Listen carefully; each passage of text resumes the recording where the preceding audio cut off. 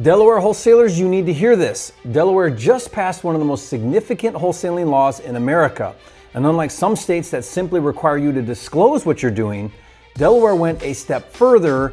Delaware is now treating certain wholesaling activity as real estate brokerage. That means if you're in the business of wholesaling houses in Delaware, you'll need to be licensed. And that's not all. The new law also gives sellers a 21-day right to cancel a wholesale contract for any reason. And if your contract is missing the required disclosure language, the seller may be able to cancel the agreement at any time before closing. That is a massive change. So in this video, I'm going to break down exactly what Delaware Senate Bill 201 says, who it applies to, when the different parts of the law take effect, what disclosures are required, how the seller cancellation rights work, and what investors need to do right now to stay compliant. Coming up.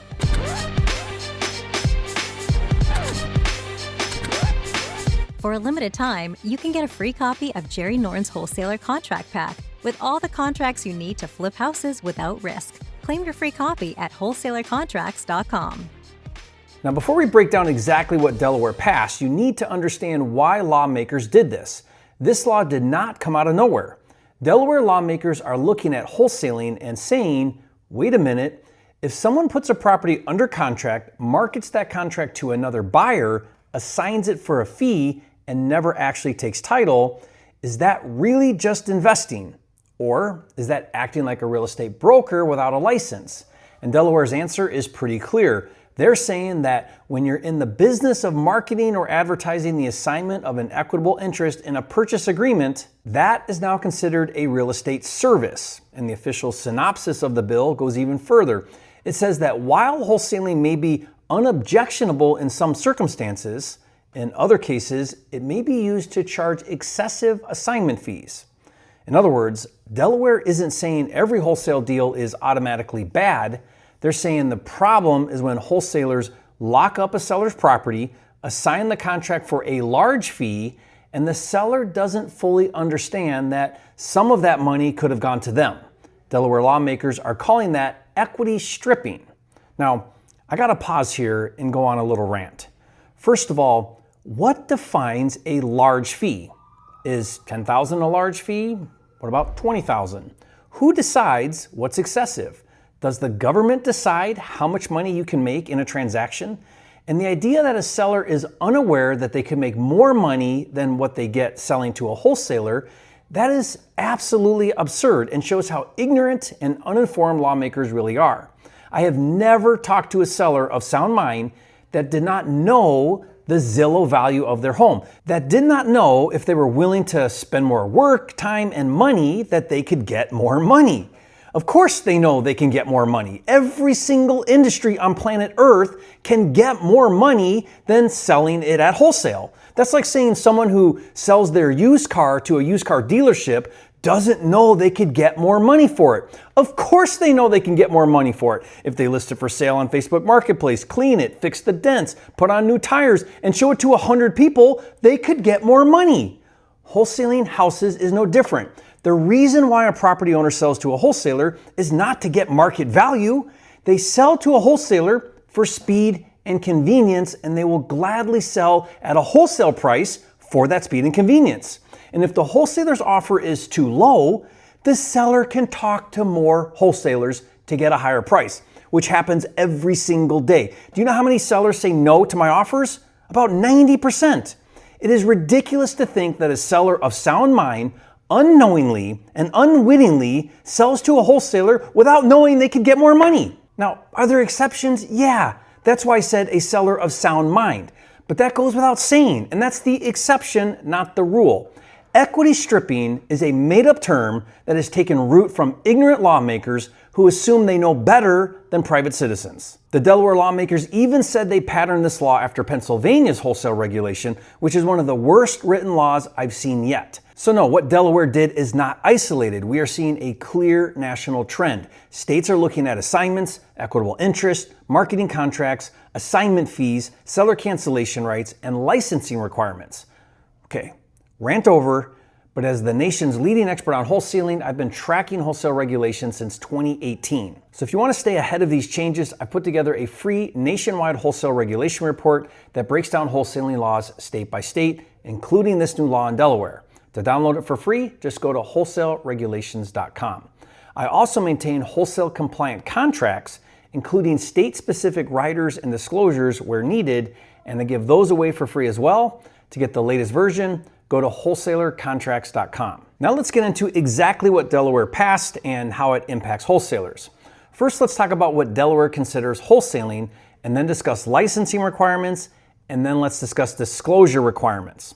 Okay, the law defines wholesaling as the business of seeking to enter into a contract with a real estate owner with the intent to make a profit by marketing or advertising for the assignment of an equitable interest in an agreement of sale as the buyer.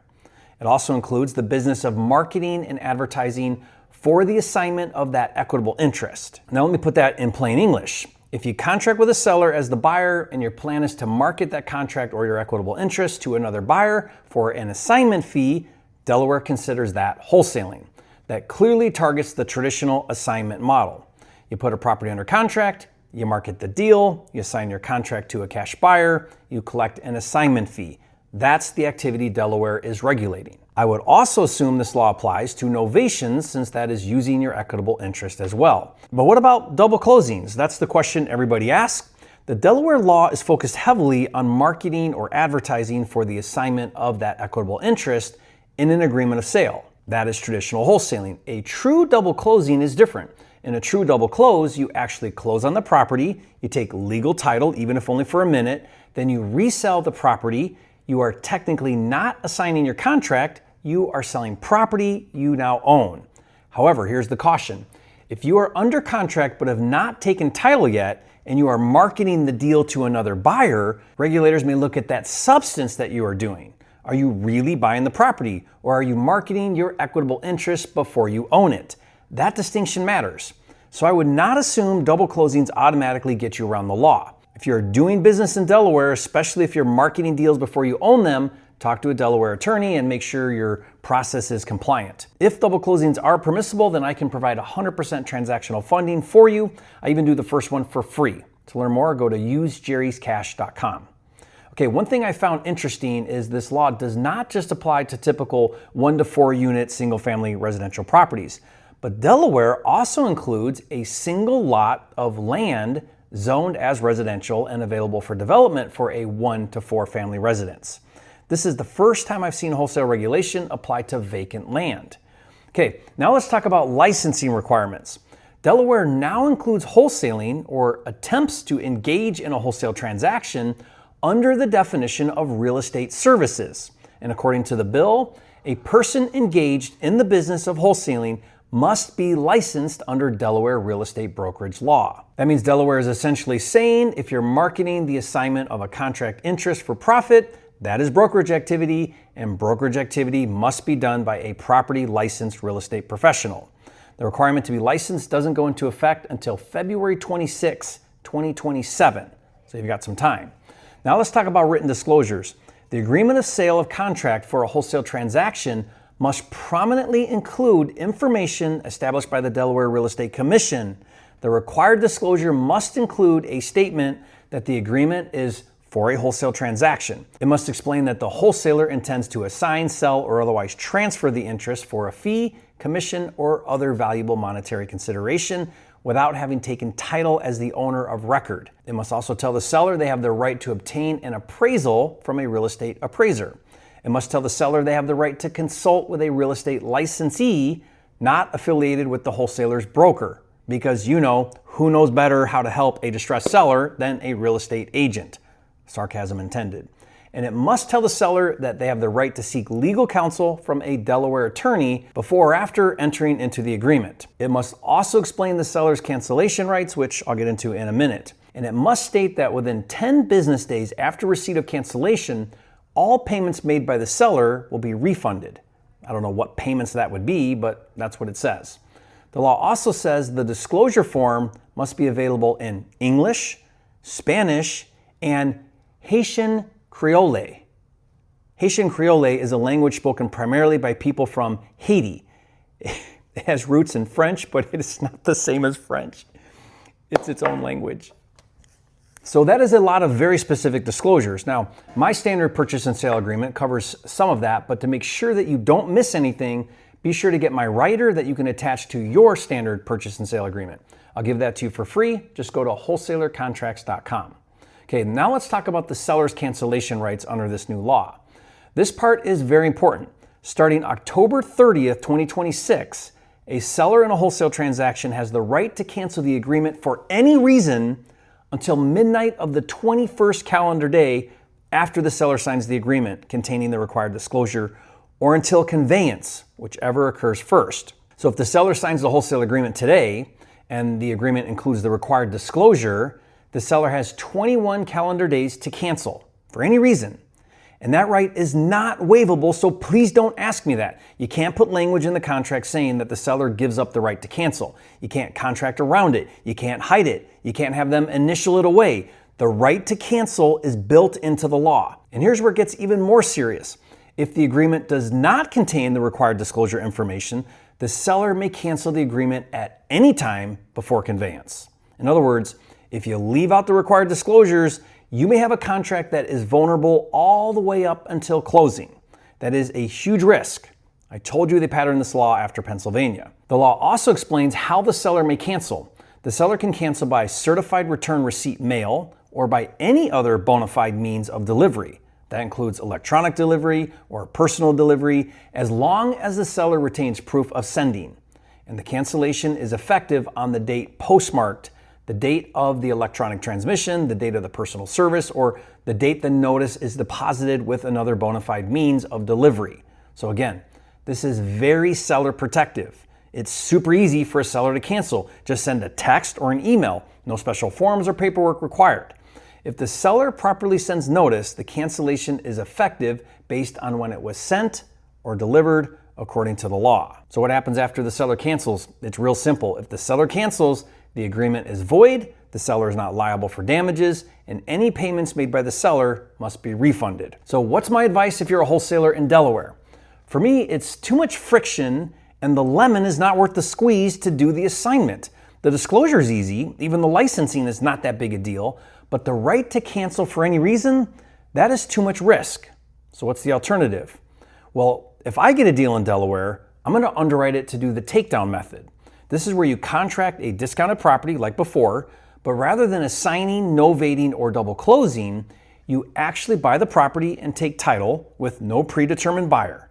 By doing so, you are not transferring contractual rights.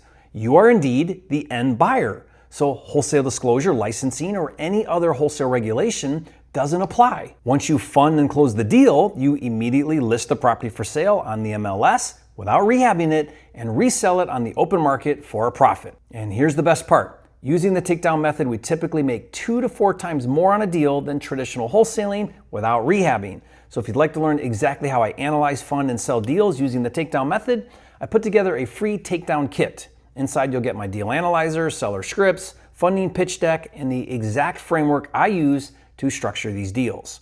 Just go to freetakedownkit.com. Now, whether you agree with this law or not, you need to understand the direction things are moving. Legislators are hearing complaints. Consumer protection groups are paying attention. Real estate commissions are paying attention. And wholesalers who operate without transparency are creating the very problems that cause these laws to get passed. Now, I've said this for years.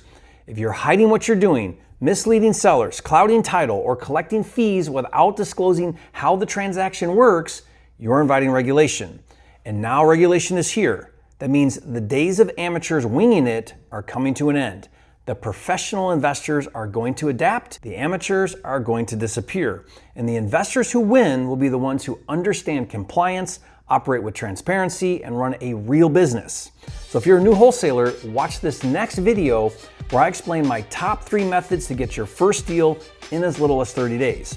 Watch that now, and I'll see you on the next video.